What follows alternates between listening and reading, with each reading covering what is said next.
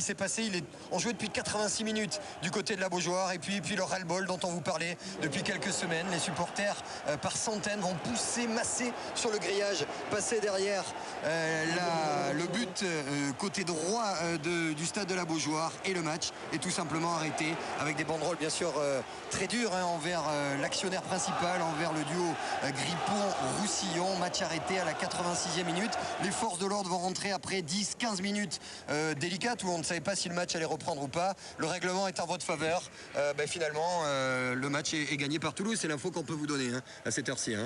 Ouais, effectivement, le règlement est en faveur de Toulouse. Aujourd'hui, le règlement doit être appliqué. Il va être appliqué. On a 3 points sur ce match arrêté à la 86e minute. Alors on va voir le résumé de ce qui s'est passé pendant 86 minutes ici au stade de la Beaujoire pour ce qui était le 44e saison consécutive de Nantes parmi l'élite et des joueurs de Toulouse d'entrer en action avec ce ballon pour la tête de Johan Elmander dans un système de jeu prudent parce que vous restiez sur 4 défaites consécutives.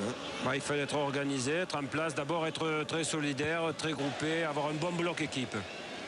Et des Nantais qui vont jouer côté gauche avec Payet, victime d'une faute sur ce coup-là d'Albin Ebondo. C'était sa 100e en Ligue 1. Il avait été déjà averti une première fois, Albin Ebondo. Payet reste au sol sur cette faute par derrière qui semble pas vraiment méchante, même si elle mérite un carton. Et puis quelques minutes après, l'arbitre va aller s'inquiéter de l'état de santé de Dimitri Payet. L'intégrité du joueur a été mis en danger. Deuxième carton, expulsion logique pour vous, Elie, ou pas? Non, vous voulez, les images doivent parler d'elles-mêmes, et là on va faire appel aussi. Il y a eu des cartons rouges cette saison éliminés, il en fait partie. Et Nantes avec l'énergie du désespoir, avec les qualités des Nantais cette année qui poussent. Claudio Kéchirou qui annonçait lui qui resterait au club, qui va essayer d'enchaîner sur ce coup-là, poitrine volée, et le retour de l'homme à tout faire, Laurent Batles, qu'on a vu très libre dans un rôle de milieu de terrain. Mais c'est clair, c'était déjà dur à 11 contre 11, à 11 contre 10. Il faut surtout subir, attendre les coups, Elie. Oui, quand on est à 10 comme ça, il faut rester organisé, 2 lignes de 4, on avait un seul attaquant, et Laurent Batles, comme le reste de l'équipe, a beaucoup travaillé, et on avait besoin de ça ce soir.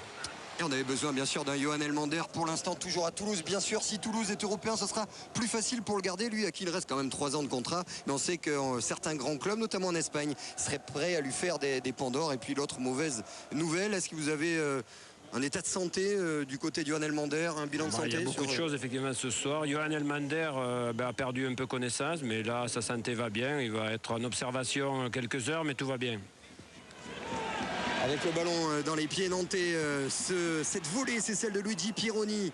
Volée acrobatique, peut-être symbole d'un football club de Nantes qui a du mal offensivement à trouver véritablement la parade, à marquer des buts. Et puis on préfère se quitter sur ces images-là, celle de Savino, celle de Darocha, de Nantais, qui 10 minutes après les événements sont revenus sur cette pelouse. Avant de parler de Nantes, Elie, un petit mot sur vous. C'est dur de parler d'une bonne opération parce que ce qui s'est passé ce soir, c'était obligatoirement un moment qu'on n'aime pas trop voir dans le football, surtout à Nantes. Non, bien sûr, mais nous, il faut se concentrer sur ce qu'on a su faire à 10, parce qu'on a joué à 10 très tôt dans le match. On est resté solidaire, on avait besoin de ça, on était sur une très mauvaise série, et aujourd'hui l'équipe s'est retrouvée, elle a été très en place, très solidaire, et moi je retiens surtout le combat qu'on a mené à 10 contre 11. Ouais, Alex, l'information de la soirée, au-delà de l'envahissement du terrain nantais et de ce dernier match, le 1635e de Nantes en Ligue 1, c'est que l'équipe de Toulouse est vainqueur sur tapis vert ici à la Beaujoire. Merci.